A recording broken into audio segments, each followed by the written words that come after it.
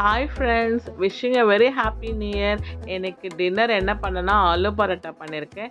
இதுக்கு தேவையான பொருள் பார்த்திங்கன்னா, உருளைக்கிழங்கு நல்லா வேக வச்சுட்டு நிறையா வெங்காயம் ஆட் பண்ணேன். ஏன்னா வெங்காயம் இதுக்கு ரொம்ப நல்லா டேஸ்ட் கொடுக்கும்.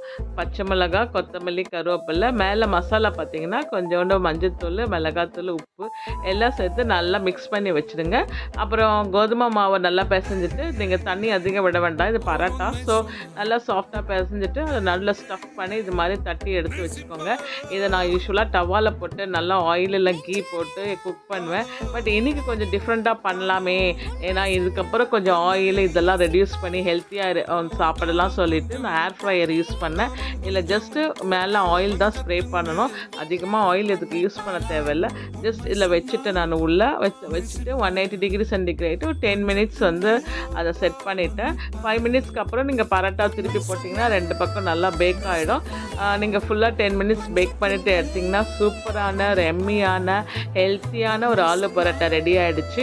எல்லாருமே ரொம்ப நல்லாயிருக்கு சொன்னாங்க. இது நான் இந்த மெத்தட் ஆஃப் குக்கிங்கை தான் இதில் நான் மாற்றினேன். நான் ஆயில் யூஸ் பண்ணாமல் கீ யூஸ் பண்ணாமல் கொஞ்சம் ஹெல்த்தியாக ட்ரை பண்ணேன். நீங்களும் இதை ட்ரை பண்ணிவிட்டு எப்படி இருக்குது சொல்லுங்கள். Bye friends, subscribe my channel. Once again happy new year to all.